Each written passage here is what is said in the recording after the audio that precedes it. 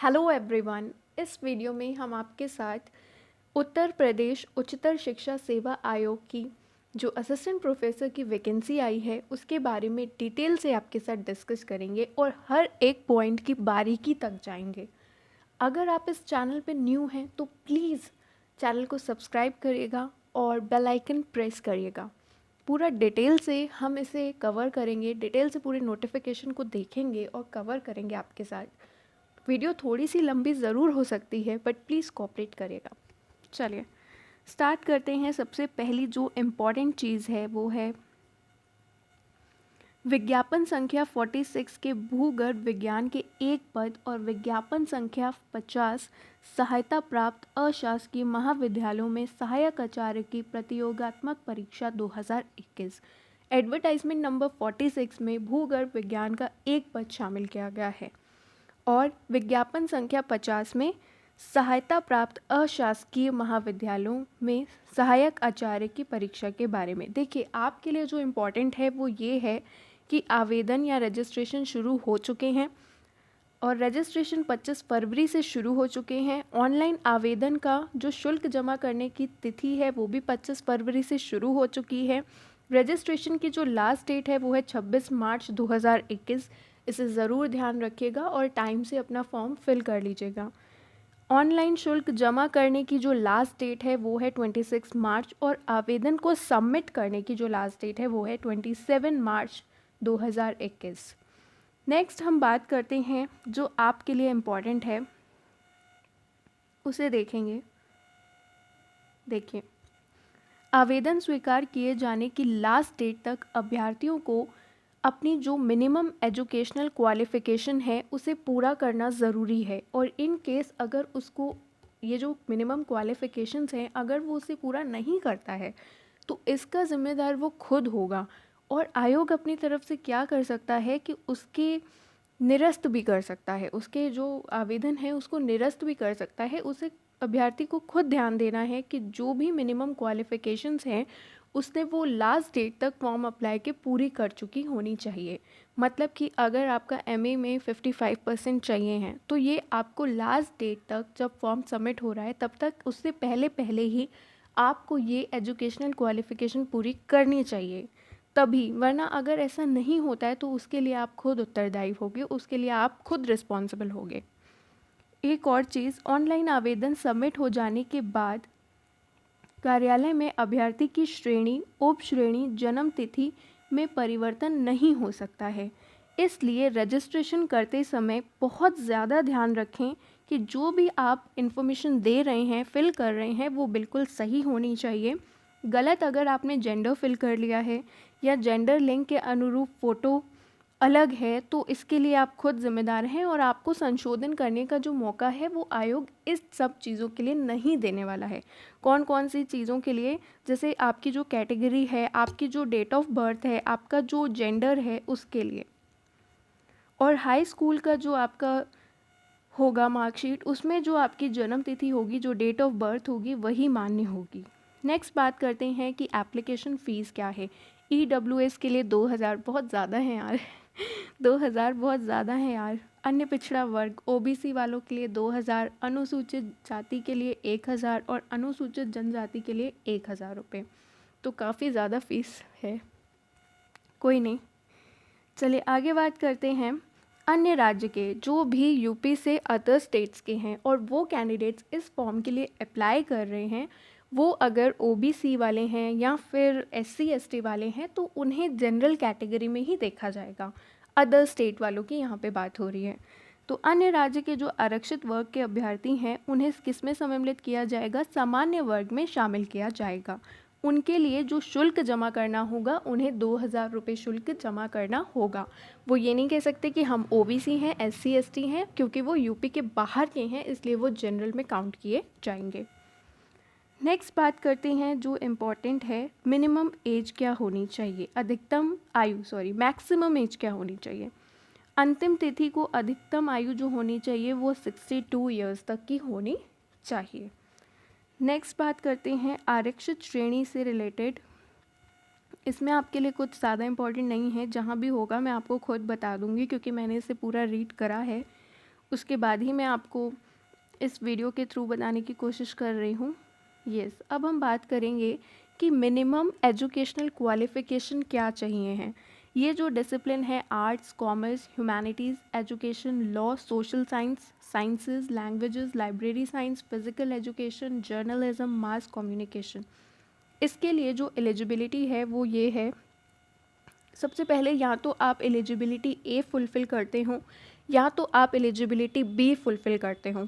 तो देखते हैं ए वाले में क्या एलिजिबिलिटी है। ए वाले में जो एलिजिबिलिटी है वो ये है कि आपके पास मास्टर डिग्री होनी चाहिए, मतलब कि मास्टर की डिग्री होनी चाहिए, पोस्ट ग्रेजुएशन होना चाहिए, 55% मार्क्स होने चाहिए in a concern relevant allied subject, उस सब्जेक्ट पे जिसमें आप अप्लाई करने जा रहे हो, इंडियन यूनिवर्सिटी से, या फिर इक्विवेलेंट डिग्री होनी चाहिए और एक्रेडिटेड होना चाहिए फॉरेन यूनिवर्सिटी से। मोटी मोटी बात यह है कि आपके पास पोस्ट ग्रेजुएशन होना चाहिए, 55% मार्क्स उसमें होने चाहिए।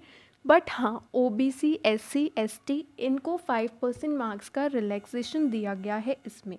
ये भी चीज़ जो है वो ध्यान देने वाली है। 5% मार्क्स का जो रिलैक्सेशन है वो ओबीसी, एससी, एसटी वालों को यहाँ पर दिया गया है। इसके अलावा आपके लिए क्या है, candidate must have clear the net conducted by UGC. UGC जो नेट एग्ज़ाम कंडक्ट करवाता है वो आपके पास होना चाहिए, या फिर सीएसआईआर वाला, या फिर कोई भी ऐसा सिमिलर टेस्ट जो यूजीसी कंडक्ट करवाता है नेशनल लेवल पे। ये हो गया। फिर हम बात करते हैं एसईटी, एसएलईटी या SET of only the state of UP. सिर्फ यूपी के स्टेट का ही चलेगा एसएलईटी या एसईटी। अगर आप किसी अदर स्टेट वाले हैं तो वहाँ का जो एसईटी आपने क्लियर करा है वो यहाँ पर नहीं चलेगा। तो पहली जो चीज़ थी वो थी पीजी के 55% नेट होना चाहिए, यूजीसी वाला या फिर सीएसआईआर वाला, या फिर एसईटी, एसएलईटी होना चाहिए यूपी वाले स्टेट का, और किसी स्टेट का नहीं चलेगा यहाँ पे। और who are or have been awarded a PhD degree, PhD degree हो या फिर, ये सब और में चल रहा है, ये ध्यान देने वाला है। पीएचडी डिग्री होनी चाहिए in accordance with the university grants commission minimum standards and procedure for award of MPhil PhD degree regulation 2009 और 2016 and their amendment from time to time as their case may be are exempted from NET, SLET, SET। देखिए यहाँ पर जो बात है वो क्या है, या तो आपके पास नेट होना चाहिए, SET होना चाहिए, या पीएचडी डिग्री होनी चाहिए इन अकॉर्डेंस विद यूजीसी के अकॉर्डेंस के हिसाब से। और क्या है इसमें, रेगुलेशन जो है 2009 या 2016 के और उनके अमेंडमेंट के साथ साथ ये ऐसे जो लोग होंगे वो नेट या एसएलईटी, एसईटी से एग्जेम्प्टेड होंगे। नेक्स्ट क्या है, प्रोवाइडेड दैट कैंडिडेट जो रजिस्टर्ड कर चुके हैं पीएचडी प्रोग्राम के लिए, लेकिन वो पहले के हैं, कौन सी डेट के पहले के हैं, 11 जुलाई 2009 के पहले के हैं, तो उनके लिए क्या है, PhD candidates shall be exempted from the requirement of NET, SLET, SET. जो भी 11 जुलाई 2009 के पहले के स्टूडेंट्स हैं पीएचडी वाले, उनके लिए क्या है, नेट, एसएलईटी और एसईटी सब्जेक्ट की जो रिक्वायरमेंट है वो नहीं है, उसके लिए वो एग्जेम्प्टेड हैं। फर्दर एसएलईटी, एसईटी जो स्टेट ऑफ यूपी का होगा वही यूपी के स्टेट में चलेगा। और अगर आप पीएचडी के लिए देखिए, पीएचडी के लिए आपकी जो पीएचडी डिग्री होनी चाहिए वो रेगुलर मोड वाली होनी चाहिए। PhD thesis has been evaluated by at least 2 external examiners, ये आप देख सकते हैं, इसमें कुछ ज़्यादा इंपॉर्टेंट नहीं है।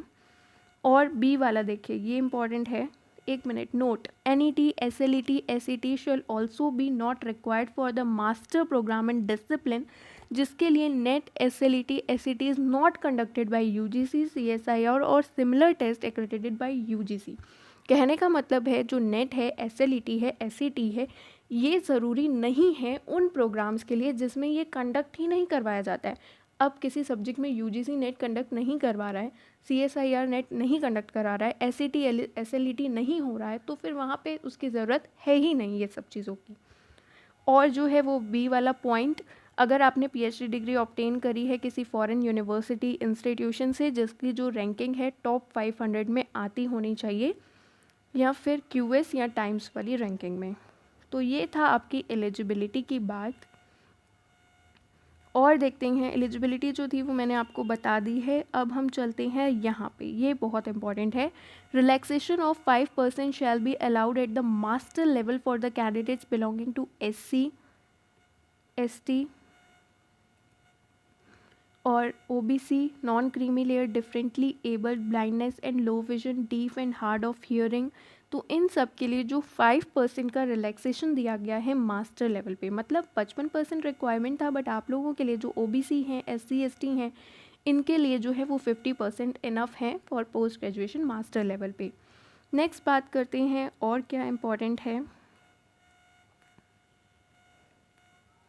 देखिए, और जो है इम्पोर्टेंट एक और चीज़ थी जो मैं आपको बताना चाहती हूँ। मैंने रीड किया था नोटिफिकेशन, एक सेकेंड, स्टार्टिंग में होगी वो चीज़, थोड़ी सी बहुत इम्पॉर्टेंट है, उसे ज़रूर देखिए। ये चीज़ बहुत इम्पॉर्टेंट पॉइंट है ये। एक बार आवेदन सबमिट करने के पश्चात उसमें संशोधन नहीं किया जा सकेगा।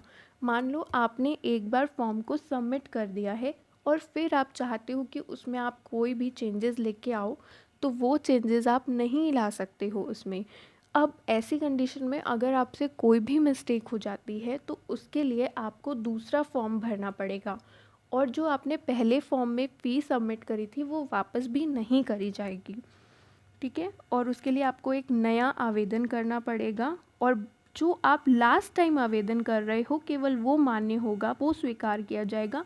बाकी जो सभी आवेदन आपके नाम से सिमिलर होंगे उनको सबको निरस्त कर दिया जाएगा, कैंसिल कर दिया जाएगा। अब हम बात करेंगे कि क्या एग्ज़ाम पैटर्न है, क्या क्या क्वेश्चंस आएंगे, इसे हम देखेंगे।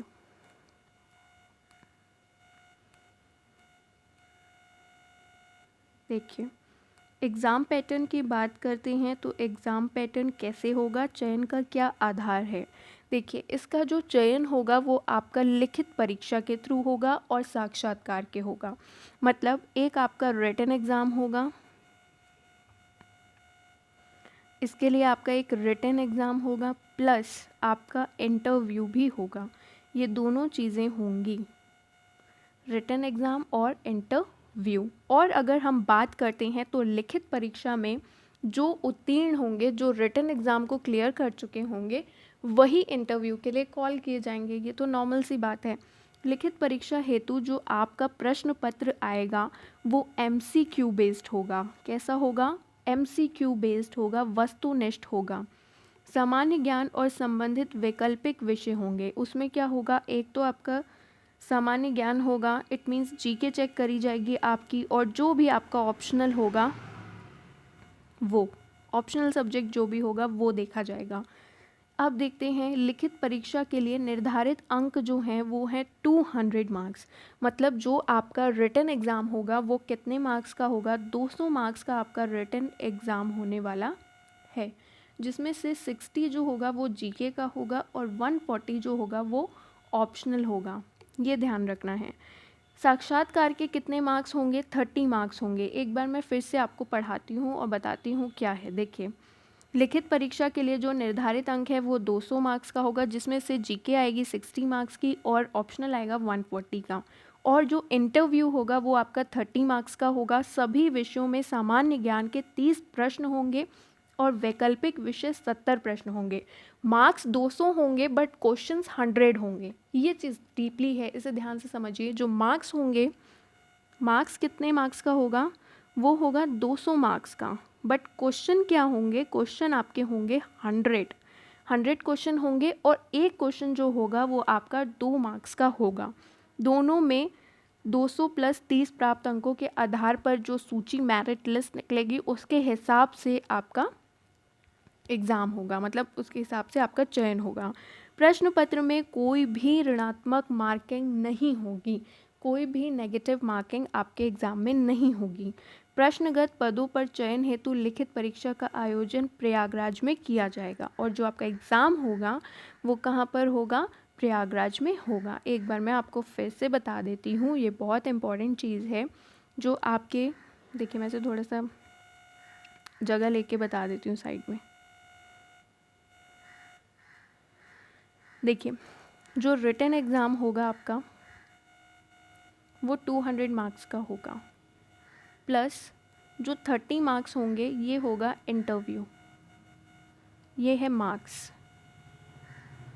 अगर हम बात करते हैं क्वेश्चन की, तो क्वेश्चन में आपके जो 30 क्वेश्चन आएंगे वो आएंगे जीके के आएंगे, और 70 क्वेश्चन जो होंगे ये आपके ऑप्शनल होंगे। ऑप्शनल मतलब कि सब्जेक्ट वाला जो आपने लिया होगा उससे पूछा जाएगा। तो आई होप कि आपको एग्ज़ाम पैटर्न भी समझ आ गया होगा, और बाकी जो डिटेल्स होंगी, जो भी इम्पॉर्टेंट होगी, वो मैं आपके साथ शेयर करती रहूँगी। और अगर आप चैनल को न्यू हैं तो प्लीज़ सब्सक्राइब करेगा। Thank you for watching.